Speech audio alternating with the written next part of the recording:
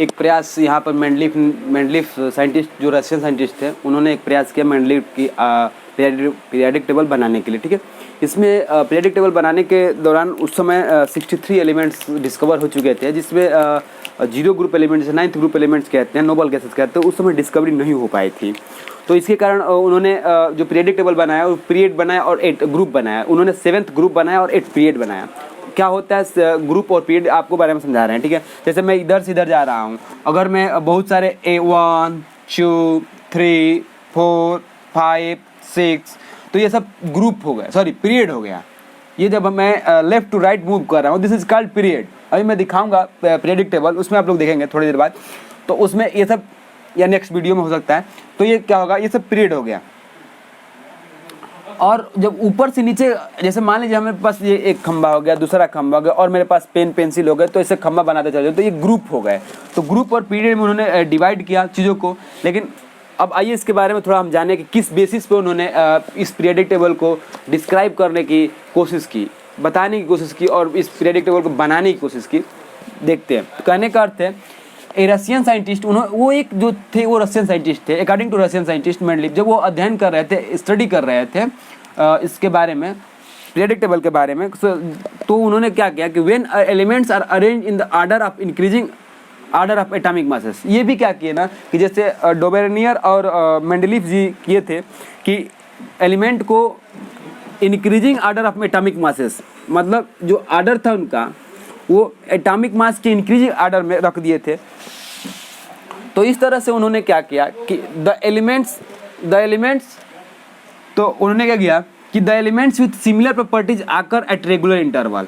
अब उनकी जो प्रॉपर्टीज थी एलिमेंट्स की, वो एक रेगुलर इंटरवल के बाद, जैसे बच्चों को क्या क्या आता है, देखिए दोहराती रही, रिपीट करती रही या बदलती रहे। देखिए बच्चों को क्या कहते हैं, हम कतार में खड़ा कर देते हैं, तो सबसे बच्चे क्या क्यू में जब खड़ा करते हैं, स्टैंड अप करते हैं, तो वहाँ पे सबसे छोटा उससे बड़ा धीरे धीरे ग्रो कर रहा है, धीरे धीरे ग्रो। ये नहीं कि एक नर्सरी का बच्चा हो गया, एक 12th का बच्चा खड़ा हो गया, that is not good properties क्या है, इंक्रीजिंग ऑर्डर। मगर मेरी तत्वों के एलिमेंट्स की अगर प्रॉपर्टीज़ बदल भी रही है तो स्लो बदले, ये नहीं कि अचानक बदल जाए। एक एलिमेंट है तो दूसरा एक मेटल है तो दूसरा नॉन मेटल, ऐसा नहीं।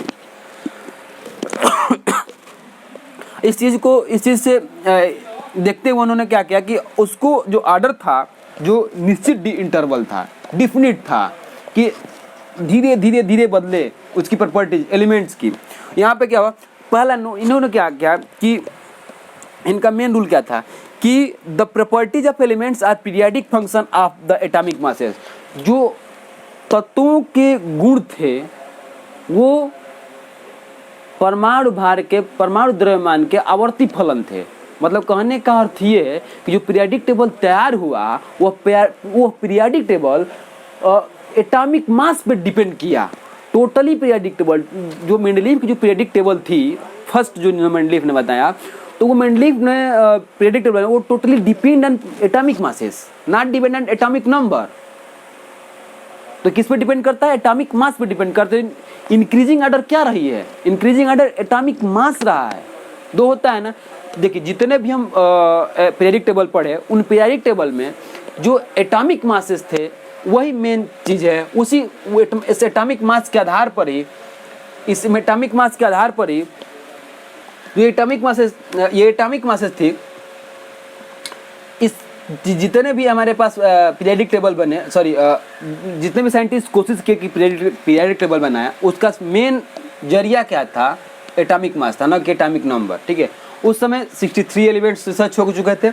उसमें क्या था, मैं बताया कि 7th पीरियड और 8th ग्रुप, और उस समय जो नोबेल गैस थी वो रिसर्च नहीं हो पाई थी, तो उन्होंने इसीलिए 7th ग्रुप और 7 पीरियड और 8th ग्रुप रिसर्च हुए। मेंडलीफ गाइडेड 2 फैक्टर, मेंडलीफ के मेन 2 फैक्टर था। पहला क्या था, इंक्रीजिंग एटॉमिक मासेस। उन्होंने जो मेंडलीफ की जो पीरियडिक टेबल थी वो एटॉमिक मासेस इंक्रीज करने के आधार पे थी। जैसे जैसे एटॉमिक मासेस इंक्रीज कर रहा था, जैसे क्या किया उन्होंने, मान लीजिए 63 एलिमेंट ले लिए और उसको प्रॉपर्टीज को अध्ययन किया, और इस कील और वो लेकर के, गूंद बोल सकते हैं, गम लेकर के, और उस पर लिख करके और दीवार पे चिपकाते रहे। तो चिपकाते एक पीरियडिक टेबल का निर्माण हो गया, बन गया पीरियोडिक टेबल। तो उन्होंने ऐसे इस चीज़ को कंस्ट्रक्ट कर दिया। उन्होंने देखिए, मैं बहुत सारी चीज़ें बता रहा हूँ जो इस बोर्ड पे नहीं है। उन्होंने क्या किया कि बहुत सारे ग्रुप भी छोड़ दिए, बहुत सारे प्लेस भी छोड़ दिए, उस पीरियोडिक टेबल बहुत सारे जगह भी छोड़ दिए कि भाई न्यू एलिमेंट आएंगे, रिसर्च होगा तो उसमें रखे जाएंगे। कुछ ऐसी भी कमियां थी कि न्यू एलिमेंट आए नहीं भी, उस जगह छोड़ा गया, न्यू एलिमेंट नहीं भी आए। तो बहुत सारी पीरियोडिक टेबल कमियां थी। चलिए, इसमें क्या, grouping together elements having similar properties, जिन तत्वों की सिमिलर प्रॉपर्टीज होती थी उनको क्या करते थे, एक ग्रुप में रख दिया करते थे। जिन जिन एलिमेंट्स की सिमिलर प्रॉपर्टीज उनको क्या कर देते, एक ग्रुप बनता है ना, ग्रुप तो समझते होंगे, उन ग्रुपों में ही रख दिया करते थे। ठीक है, आगे आइए इसमें देखते हैं।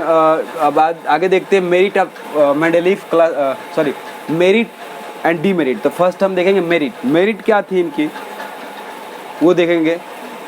मेंडलीफ पीरियोडिक टेबल की मेरिट क्या थी। हाँ, तो मेरिट क्या थी, मेरिट थी Mendeleev's periodic law predicted existence of some elements that had not been discovered at that time.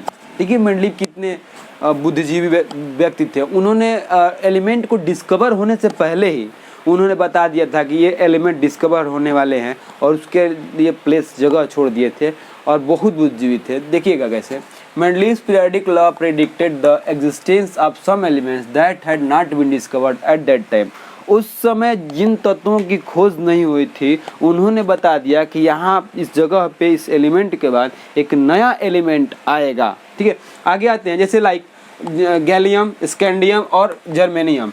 इन कुछ तत्वों की तीन थ्री एलिमेंट्स हैं। इनके बाद 3 एलिमेंट के बाद भी और एलिमेंट्स होंगे, लेकिन फिलहाल गैलियम और स्कैंडियम और जर्मेनियम है। इन तीनों एलिमेंट्स के लिए उन्होंने क्या किया था, प्रेडिक्ट कर दिया था, भविष्यवाणी कर दी थी। ठीक है, Mendeleev's periodic table could predict the properties of several elements on the basis of their properties in the periodic. देखिए, पीरियोडिक टेबल के आधार पर, on the basis of the periodic table, उन्होंने कई एलिमेंट की प्रॉपर्टीज का एक्सप्लेनेशन कर दिया था, व्याख्या कर दिया था।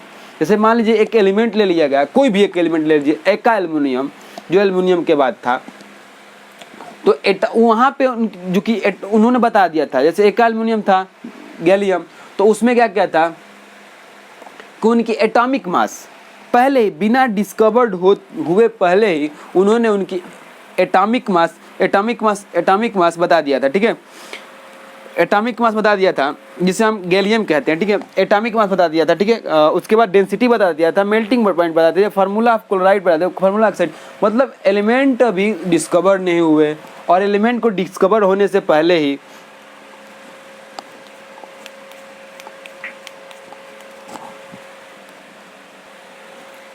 तो वो डिस्कवर हुए और डिस्कवर नहीं, तो उनके पोजीशन के आधार पे, कहाँ पे एलिमेंट हैं, उन एलिमेंट के पोजीशन के आधार पर अगर उनको बता दिया जाए कि एलिमेंट में इस पीरियड के इस ग्रुप में रखा हूँ, तो वो इस पीरियड के उस ग्रुप में रखा हूँ और इस स्थान पे है, तो वो बिना एलिमेंट का नाम बताए ही वो उस एलिमेंट की atomic mass, density, melting point, formula of chloride, सब कुछ बता दिया करते थे। और आप भी बता देंगे अगर नेक्स्ट हम पढ़ेंगे वीडियो में तो भी। लेकिन वो बहुत बुद्धिजीवी इंसान थे। Mendeleev periodic table could accommodate noble gases when they were discovered. वो उनको पता था कि आने वाला जो समय है उसमें एक नोबल गैस, अनरिएक्टिव एलिमेंट्स की खोज हो जाएगी, डिस्कवर हो जाएगा, तो उन्होंने एक जगह छोड़ दिया और उस पीरियोडिक टेबल में हम लोग रख देते हैं। आइए अब इसके बाद हम पढ़ेंगे demerit of periodic table. Okay, देखते हैं आगे।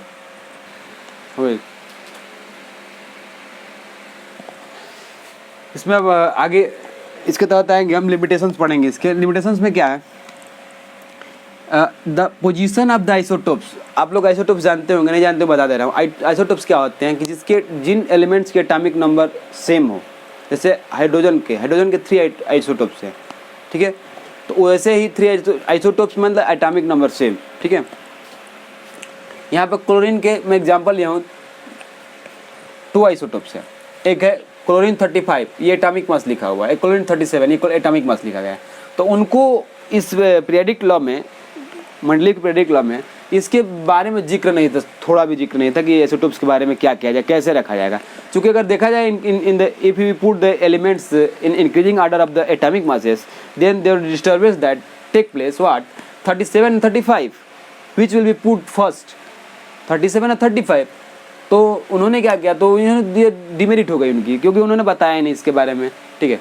Wrong order of the atomic masses, देखिएगा पीरियडिक टेबल उठाइएगा, मेंडलीव की फर्स्ट जो पीरियडिक टेबल थी उसको उठाइए, उसमें देखेंगे तो कोबाल्ट पहले आता है, निकल बाद में आता है। यानी कोबाल्ट क्या उन्होंने बताया था, देखिए according to the definition of the Mendeleev periodic rule, क्या है लॉ, ये पीरियडिक लॉ में वो डेफिनेशन था कि एलिमेंट्स को इंक्रीजिंग ऑर्डर में रखेंगे, एटॉमिक मास के इंक्रीजिंग ऑर्डर में रखेंगे। लेकिन हुआ क्या कि पहले जो आयरन, कोबाल्ट और निकिल, तो देखा जाएगा कि ये बाद में, ये पहले आएगा और बाद में आएगा, जबकि ये पहले आना चाहिए, क्योंकि इसका जो एटॉमिक मास है 58.9 है, इसका ना 58.7 है। तो यहाँ पर जो एलिमेंट है ये इसके स्थान पे होना चाहिए और ये इसके स्थान पे होना चाहिए, तो ये डिस्टर्बेंस थी, इनकी लिमिटेशन थी, कमियाँ थी, ठीक है। अब आएंगे ए करेक्ट पोजीशन, आप couldn't assign to hydrogen in the periodic table. Hydrogen एक ऐसा एलिमेंट रहा कि इसकी करेक्ट पोजीशन नहीं निकल पाई। अब यहाँ से आगे आप लोग जो भी वीडियो देखेंगे, अब मेन जो वीडियो आने वाला है वो मॉडर्न पीरियडिक टेबल के बारे में आएगा, और उसके आगे मैं आपको एक्सप्लेन करूँगा बेहतरीन तरीके से, देखिएगा अच्छे से। धन्यवाद, बाय।